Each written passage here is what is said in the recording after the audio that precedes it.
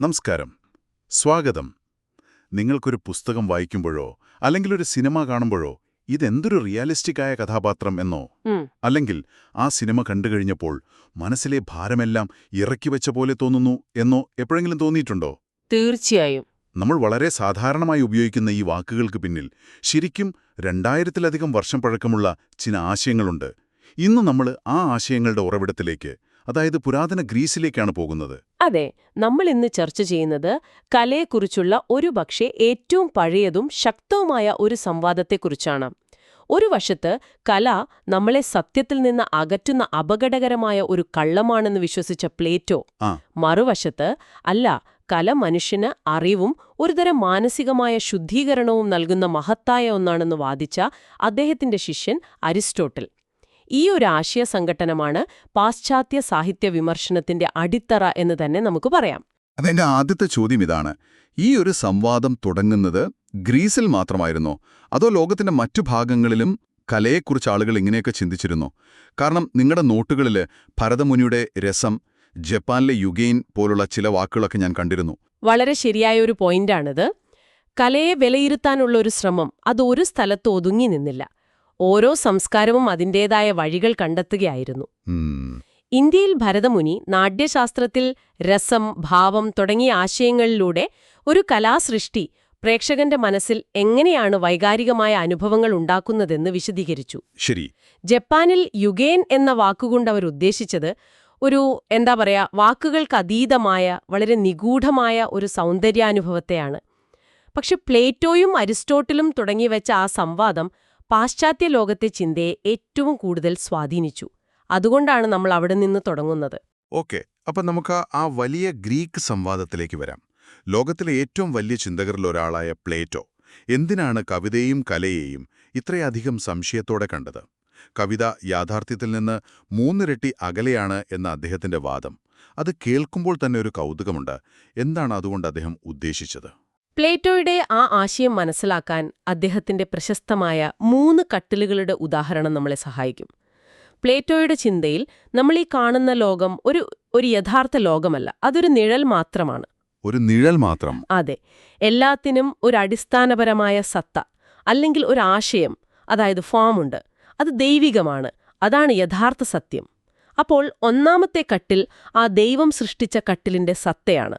അതാണ് പെർഫെക്റ്റ് കട്ടിൽ. ഓക്കെ, അതാണ് യഥാർത്ഥ കട്ടിൽ, ഐഡിയൽ കട്ടിൽ. കറക്റ്റ്. ഇനി രണ്ടാമത്തെ കട്ടിൽ ഒരു ആശാരിയുണ്ടാക്കുന്ന കട്ടിലാണ്. അയാൾ ആ യഥാർത്ഥ കട്ടിലിന്റെ ആശയത്തെ അനുകരിക്കാൻ ശ്രമിക്കുകയാണ്. അതുകൊണ്ട് അത് സത്യത്തിന്റെ ഒരു പകർപ്പു മാത്രമാണ്. ശരി. ഇനി മൂന്നാമത്തെ കട്ടിലോ, ഒരു ചിത്രകാരൻ ആ ആശാരി ഉണ്ടാക്കിയ കട്ടിലിനെ നോക്കി ഒരു ചിത്രം വരയ്ക്കുന്നു. അത് ആ പകർപ്പിന്റെ പകർപ്പാണ്. മനസ്സിലായി. അതുകൊണ്ടാണ് കല യാഥാർത്ഥ്യത്തിൽ നിന്ന് 3 ഇരട്ടി അകലെയാണെന്ന് പ്ലേറ്റോ പറഞ്ഞത്. അത് നമ്മളെ സത്യത്തിൽ നിന്ന് കൂടുതൽ കൂടുതൽ അകറ്റുന്നു. ഒരു നിമിഷം, പ്ലേറ്റോ പറഞ്ഞതിലൊരു കാര്യമുണ്ടെന്ന് തോന്നുന്നില്ലേ? ചില സിനിമകളും പുസ്തകങ്ങളും ആളുകളെ തെറ്റായ വഴികളിലേക്ക് നയിക്കാറില്ലേ? വികാരങ്ങളെ മുതലെടുത്ത് യുക്തിയെ മറികടക്കുന്ന കല അപകടകരമല്ലേ? ഇന്നത്തെ കാലത്ത് ഈ പ്രൊപ്പഗണ്ട സിനിമകളെക്കുറിച്ചൊക്കെ നമ്മൾ സംസാരിക്കുമ്പോൾ പ്ലേറ്റോയുടെ ഈ ഭയത്തിന് പ്രസക്തിയില്ലേ? തീർച്ചയായും ഉണ്ട്. പ്ലേറ്റോയുടെ ഏറ്റവും വലിയ ഭയം അതുതന്നെയായിരുന്നു. കല നമ്മുടെ വികാരങ്ങളെയാണ് ലക്ഷ്യം വെക്കുന്നത്, യുക്തിയെയല്ല. ഒരു നല്ല ഭരണകൂടത്തിൽ പൗരന്മാർ യുക്തിസഹമായി ചിന്തിക്കണമെന്നാണ് പ്ലേറ്റോ വിശ്വസിച്ചത്. അപ്പോ കല വികാരങ്ങളെ ഇളക്കിവിട്ട് ആളുകളെ വഴിതെറ്റിക്കുമെന്ന് അദ്ദേഹം ഭയപ്പെട്ടു. ഇവിടെയാണ് അദ്ദേഹത്തിന്റെ ശിഷ്യനായ അരിസ്റ്റോട്ടിൽ വന്ന് ഈ വാദങ്ങളെ മുഴുവൻ മാറ്റിമറിക്കുന്നത്. അതെ അതെ, അരിസ്റ്റോട്ടിൽ എങ്ങനെയാണ് തന്റെ ഗുരുവിനെ തിരുത്തിയത്? കലയെ അദ്ദേഹം എങ്ങനെയാണ് പ്രതിരോധിച്ചത്? അരിസ്റ്റോട്ടിൽ പോയറ്റിക്സ് എന്ന അദ്ദേഹത്തിന്റെ പുസ്തകത്തിൽ പറഞ്ഞു, അനുകരണം, അതായത് മിമസിസ്, അതൊരു മോശം കാര്യമല്ല. അത് മനുഷ്യന്റെ അടിസ്ഥാനപരമായ ഒരു സ്വഭാവമാണ്. കുട്ടികൾ അനുകരിച്ചാണ് ഓരോ കാര്യങ്ങളും പഠിക്കുന്നത്. അതുകൊണ്ട് അനുകരണം എന്നത് പഠനത്തിന്റെയും ആനന്ദത്തിന്റെയും ഒരു മാർഗമാണ്. ഒരു കവി ഒരു മരത്തെക്കുറിച്ച് എഴുതുമ്പോൾ ആ മരത്തിന്റെ ഇലകളുടെ എണ്ണമല്ല പകർത്തുന്നത്, മറിച്ച് മരം എന്ന അനുഭവത്തിന്റെ സാരാംശമാണ്. മനുഷ്യന്റെ അനുഭവങ്ങളിലെ സാർവത്രികമായ സത്യങ്ങളെയാണ് കല അനാവരണം ചെയ്യുന്നതെന്ന് അരിസ്റ്റോട്ടിൽ വാദിച്ചു. അപ്പോൾ വെറുമൊരു പകർപ്പല്ല, മറിച്ച് ആഴത്തിലുള്ള ഒരു അന്വേഷണമാണ് കലയെന്ന് അരിസ്റ്റോട്ടിൽ പറയുന്നു. അദ്ദേഹത്തിന്റെ മറ്റ് 2 പ്രധാന ആശയങ്ങളായിരുന്നല്ലോ കാഥാർസിസും വെരിസിമിലിറ്റ്യൂഡും. അതെ, കല നമുക്ക് വൈകാരികമായ ഒരു ശുദ്ധീകരണം നൽകും എന്നതായിരുന്നു അദ്ദേഹത്തിന്റെ ഏറ്റവും വിപ്ലവകരമായ ആശയം. അതാണ് കഥാർസിസ്.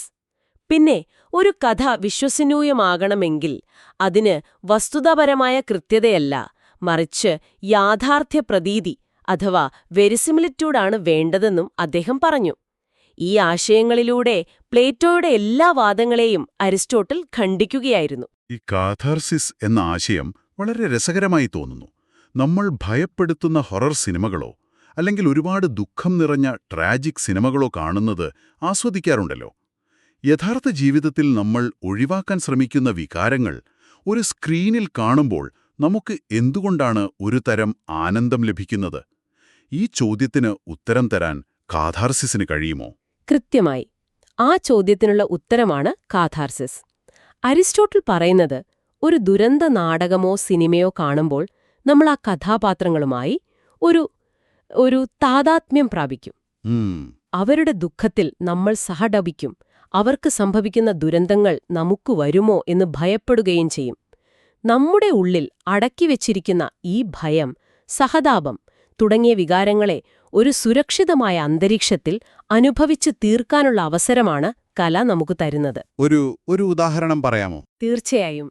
നമ്മൾ മഞ്ഞുമ്മൽ ബോയ്സ് കാണുമ്പോൾ ആ കുഴിയിൽ അകപ്പെട്ട സുഹൃത്തിനെ ഓർത്ത് അനുഭവിക്കുന്ന ഭയവും അവർ രക്ഷപ്പെടുമ്പോൾ നമുക്ക് കിട്ടുന്ന ആശ്വാസവും അതെല്ലാം ഒരു തരം കാഥാർസിസ് ആണ്. ശരിയാണ്. ആ സിനിമയുടെ ലോകത്ത് നമ്മൾ ആ ഭയം അനുഭവിച്ച് തീർക്കുന്നു.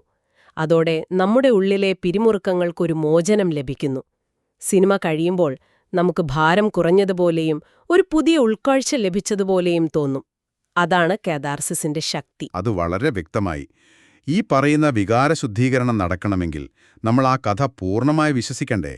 ഒരു കഥാപാത്രത്തോട് നമുക്ക് സഹതാപം തോന്നണമെങ്കിൽ ആ കഥാപാത്രം ചെയ്യുന്ന കാര്യങ്ങൾ ഒരു തരത്തിൽ വിശ്വസനീയമാകണം. അവിടെയല്ലേ ഈ യാഥാർത്ഥ്യപ്രതീതി അഥവാ വെരിസിമിലിറ്റ്യൂഡ് എന്ന ആശയം വരുന്നത്? അതെ, നിങ്ങളതിനെ കൃത്യമായി ബന്ധിപ്പിച്ചു. വെരിസിമിലിറ്റ്യൂഡ് എന്ന് വെച്ചാൽ ഒരു കഥ അക്ഷരാർത്ഥത്തിൽ സത്യമായിരിക്കണമെന്നല്ല, മറിച്ച് ആ കഥയുടെ ലോകത്തിനുള്ളിൽ അത് വിശ്വസനീയമായിരിക്കണം. ബാഹുബലി ഒരു മൊബൈൽ ഫോൺ എടുത്ത് സംസാരിച്ചാൽ ആ വിശ്വാസ്യത പോയി. അതാണ് വെരിസിമിലിറ്റ്യൂഡ്. ശരിയാണ്. അപ്പോൾ പ്ലേറ്റോയുടെയും അരിസ്റ്റോട്ടിലിന്റെയും ഈ ആശയങ്ങൾ പുരാതന ഗ്രീസിൽ ഒതുങ്ങി നിന്നില്ല.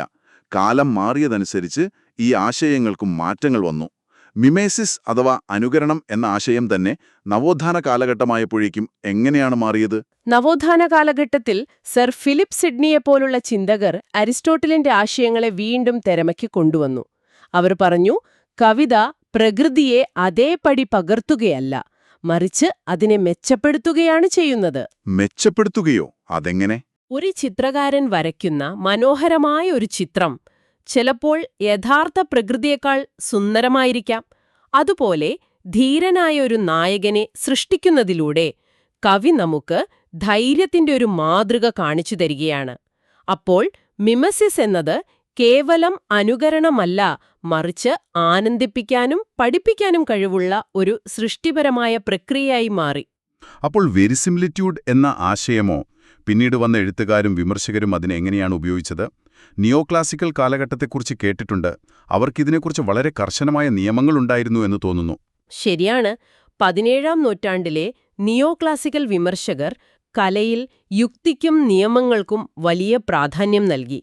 ഒരു നാടകം വിശ്വസനീയം ആകണമെങ്കിൽ അതിന് ത്രിത്വ ഐക്യം അഥവാ 3 യൂണിറ്റീസ് പാലിക്കണമെന്നവർ ശഠിച്ചു. 3 യൂണിറ്റീസ്? ഏകദേശം ഒരു ദിവസത്തിനുള്ളിൽ യൂണിറ്റി ഓഫ് ടൈം നടക്കണം. കഥ നടക്കുന്നത് ഒരേ സ്ഥലത്തായിരിക്കണം, യൂണിറ്റി ഓഫ് പ്ലേസ്. കൂടാതെ ഒരു പ്രധാന കഥാതന്തു മാത്രമേ ഉണ്ടാകാൻ പാടുള്ളൂ. Unity of action? അതെന്തിനായിരുന്നു? കഥാപാത്രങ്ങൾ പെട്ടെന്ന് റോമിൽ നിന്ന് ഈജിപ്തിലേക്ക് പോയാൽ ഇതെങ്ങനെ സംഭവിച്ചു എന്ന് പ്രേക്ഷകർ ചിന്തിക്കും. ആ വിശ്വാസ്യത നഷ്ടപ്പെടും എന്നായിരുന്നു അവരുടെ ആശയം. അത് കേൾക്കുമ്പോൾ തന്നെ വളരെ പരിമിതപ്പെടുത്തുന്ന ഒന്നായി തോന്നുന്നുണ്ട്. സ്വാഭാവികമായും എഴുത്തുകാർ ഈ നിയമങ്ങൾക്കെതിരെ തിരിഞ്ഞിട്ടുണ്ടാകുമല്ലോ. 19-ാം നൂറ്റാണ്ടിലെ റിയലിസ്റ്റ് എഴുത്തുകാർ ഈ ചട്ടക്കൂടുകളെ പൊളിച്ചെഴുതിയതെങ്ങനെയാണ്? അവർ ഈ നിയമങ്ങളെല്ലാം ഉപേക്ഷിച്ച് യാഥാർത്ഥ്യത്തെ ചിത്രീകരിക്കാൻ പുതിയൊരു വഴി കണ്ടെത്തി. സാധാരണ മനുഷ്യരുടെ ജീവിതത്തിലെ അതിസൂക്ഷ്മമായ വിശദാംശങ്ങൾ നൽകി ശക്തമായ ഒരു യാഥാർത്ഥ്യ പ്രതീതി സൃഷ്ടിക്കാനാണ് അവർ ശ്രമിച്ചത്. ഗുസ്താവ് ഫ്ലോബേറിന്റെ മാഡം ബോവറി എന്ന നോവൽ വായിച്ചാൽ നമുക്കത് മനസ്സിലാകും. ഒരു ചെറിയ പട്ടണത്തിലെ ഒരു ഡോക്ടറുടെ ഭാര്യയായ എമ്മ ബോവറിയുടെ സ്വപ്നങ്ങളും നിരാശകളും വിരസതയുമെല്ലാം വളരെ വിശദമായി അതിൽ വിവരിക്കുന്നുണ്ട്. ആ നോവൽ വായിക്കുമ്പോൾ നമ്മൾ ആ ലോകത്ത് ജീവിക്കുന്നതായി തോന്നും. അതാണ് റിയലിസം വെരിസിമിലിറ്റ്യൂഡിനെ ഉപയോഗിച്ച രീതി. ഇവിടെയാണ് കാര്യങ്ങൾ കൂടുതൽ രസകരമാകുന്നത്. കാരണം ഒരു ഘട്ടം കഴിഞ്ഞപ്പോൾ ഈ യാഥാർത്ഥ്യം എന്ന ആശയം തന്നെ ചോദ്യം ചെയ്യപ്പെട്ടു. പിന്നീട് വന്ന മോഡേണിസ്റ്റ്, അബ്സേർഡിസ്റ്റ് എഴുത്തുകാർ യാഥാർത്ഥ്യത്തെ കാണുന്ന രീതിയെ തന്നെ മാറ്റിമറിച്ചില്ലേ? തീർച്ചയായും. എന്താണ് യാഥാർത്ഥ്യം എന്ന ചോദ്യം തന്നെ അവർ പുനർനിർവചിച്ചു. കല പുറം ലോകത്തെ പ്രതിഫലിപ്പിക്കുന്ന ഒരു കണ്ണാടിയായിരിക്കണം എന്ന ആശയത്തെ അവർ പൂർണ്ണമായി തള്ളിപ്പറഞ്ഞു. എന്നിട്ടോ? വെർജീനിയ വൂൾഫിനെപ്പോലുള്ള മോഡേണിസ്റ്റുകൾ വാദിച്ചത് യാഥാർത്ഥ്യം എന്നത് പുറത്തുള്ള ഒന്നല്ല, അത് നമ്മുടെ മനസ്സിനുള്ളിലാണ് എന്നാണ്. അതുകൊണ്ട് അവർ ബോധധാരാരീതി അഥവാ സ്ട്രീം ഓഫ് കോൺഷ്യസ്നെസ് ഉപയോഗിച്ച് ഒരു കഥാപാത്രത്തിന്റെ ചിന്തകളും ഓർമ്മകളും വികാരങ്ങളും ഇടമുറിയാതെ ഒഴുകുന്നതുപോലെ എഴുതാൻ ശ്രമിച്ചു. അതിന് പരമ്പരാഗതമായ ഒരു കഥയുടെ ഘടന ആവശ്യമില്ലായിരുന്നു. ഈ ബോധധാരാ രീതിയെക്കുറിച്ച് കേൾക്കുമ്പോൾ എനിക്ക് ഓർമ്മ വരുന്നത് ജെയിംസ് ജോയ്സിന്റെ യുളിസിസിനെക്കുറിച്ചാണ്. അത് വായിക്കാൻ വളരെ ബുദ്ധിമുട്ടാണ്, പക്ഷേ ഒരു മനുഷ്യന്റെ മനസ്സിനകത്ത് ഇരിക്കുന്നത് പോലെ തോന്നും. അപ്പോൾ അതാണ് അവരുദ്ദേശിച്ച പുതിയ യാഥാർത്ഥ്യം. അപ്പോൾ അബ്സേർഡിസ്റ്റ് എഴുത്തുകാർ ഒരു പടി കൂടി മുന്നോട്ടു പോയല്ലേ? അതെ. സാമുവൽ ബെക്കറ്റിനെ പോലുള്ള അബ്സേർഡിസ്റ്റ് എഴുത്തുകാർ പരമ്പരാഗതമായ വെരിസിമിലിറ്റ്യൂഡ് എന്ന ആശയത്തെ പൂർണ്ണമായും ഉപേക്ഷിച്ചു. അദ്ദേഹത്തിന്റെ ഗോദോയെ കത്ത് എന്ന നാടകത്തിൽ യുക്തിയില്ലാത്ത സംഭാഷണങ്ങളും ഒന്നും സംഭവിക്കാത്ത ഒരു കഥാസന്ദർഭവുമാണുള്ളത്. എന്തിനാണവർ കാത്തിരിക്കുന്നത്, ആരാണീ ഗോദോ എന്നും നമുക്ക് മനസ്സിലാകുന്നില്ല. ആധുനിക ജീവിതത്തിന്റെ അർത്ഥശൂന്യതയെയും മനുഷ്യന്റെ ആശയക്കുഴപ്പങ്ങളെയും ചിത്രീകരിക്കാൻ അവർ ഈ യുക്തിരാഹിത്യം ഉപയോഗിച്ചു. ഒരു തരത്തിൽ പറഞ്ഞാൽ ജീവിതത്തിന്റെ അസംബന്ധത്തെ സത്യസന്ധമായി അനുകരിക്കുകയായിരുന്നു അവർ. അതും ഒരു പുതിയ തരം മിമസിസായി കാണാം. അപ്പോൾ പ്ലേറ്റോയുടെ ഒരു കട്ടിലിന്റെ ചിത്രത്തെക്കുറിച്ചുള്ള ലളിതമായ ചോദ്യത്തിൽ നിന്ന് തുടങ്ങി നമ്മൾ സാമുവൽ ബെക്കറ്റിന്റെ അബ്സേർഡ് തിയേറ്ററിൽ എത്തി നിൽക്കുന്നു. ഈ 2000 വർഷത്തെ യാത്രയിൽ നിന്ന് നമുക്ക് എന്താണ് മനസ്സിലാക്കാൻ കഴിയുന്നത്? ഇതിലെ പ്രധാന പാഠമിതാണ്. മിമസിസ്, കാഥാർസിസ്, വെരിസിമിലിറ്റ്യൂഡ് തുടങ്ങിയ ഈ പുരാതന ഗ്രീക്ക് ആശയങ്ങൾ വെറും അക്കാഡമിക് വാക്കുകളല്ല. കല എന്താണ്, അതിന്റെ ഉദ്ദേശമെന്താണ്, അത് സത്യവുമായി എങ്ങനെ ബന്ധപ്പെട്ടിരിക്കുന്നു എന്നതിനെക്കുറിച്ച് നമ്മൾ 2000 വർഷമായി നടത്തുന്ന ഒരു സംഭാഷണത്തിന്റെ അടിസ്ഥാനശിലകളാണിവ. ഓരോ കാലഘട്ടത്തിലെയും കലാകാരന്മാരും ചിന്തകരും ഈ ആശയങ്ങളെ എടുക്കുകയും അതിനെ തങ്ങളുടെ ലോകബോധത്തിനനുസരിച്ച് പുനർനിർമ്മിക്കുകയും ചെയ്തു. പ്ലേറ്റോയും അരിസ്റ്റോട്ടിലും തമ്മിലുള്ള ആ സംവാദം ഇന്നും പല രൂപങ്ങളിൽ തുടർന്നുകൊണ്ടേയിരിക്കുന്നു. ഇത് നിങ്ങളുമായി ബന്ധിപ്പിക്കുകയാണെങ്കിൽ അടുത്ത തവണ ഒരു സിനിമ കാണുമ്പോൾ ഇത് വിശ്വസിക്കാൻ പറ്റുന്നില്ല എന്നോ ആ കഥാപാത്രത്തിന്റെ വേദന എനിക്ക് ശരിക്കും അനുഭവിക്കാൻ പറ്റി എന്നോ നിങ്ങൾ പറയുമ്പോൾ നിങ്ങൾ അറിയാതെ തന്നെ ഈ പുരാതന ഗ്രീക്ക് ആശയങ്ങളുമായി സംവദിക്കുകയാണ്. ഈ ആശയങ്ങൾ ഇപ്പോൾ നമ്മുടെ സാംസ്കാരിക DNA-യുടെ ഭാഗമാണ്. കൃത്യമായി പറഞ്ഞു. നിങ്ങൾ ചിന്തിക്കാൻ വേണ്ടിയൊരു ചോദ്യം തരാം. കലയിലെ സത്യം എന്ന ആശയം ബാഹ്യലോകത്തെ പ്രതിഫലിപ്പിക്കുന്നതിൽ നിന്ന് തുടങ്ങി പിന്നീട് നമ്മുടെ ആന്തരിക ലോകത്തെ പ്രതിഫലിപ്പിക്കുന്നതിലേക്ക് എങ്ങനെ മാറിയെന്ന ഈ ചർച്ചയിൽ നമ്മൾ കണ്ടു. ആർട്ടിഫിഷ്യൽ ഇന്റലിജൻസ് കവിതകളും ചിത്രങ്ങളും നിർമ്മിക്കുന്ന വെർച്വൽ റിയാലിറ്റി പുതിയ ലോകങ്ങൾ സൃഷ്ടിക്കുന്ന ഇന്നത്തെ കാലത്ത് മിമസിസ് അഥവാ യാഥാർത്ഥ്യത്തിന്റെ അനുകരണത്തിന്റെ അടുത്ത ഘട്ടം എന്തായിരിക്കുമെന്ന് നിങ്ങൾ കരുതുന്നു? അന്ന് കലയിലെ സത്യമെന്നതിന് എന്തായിരിക്കും അർത്ഥം?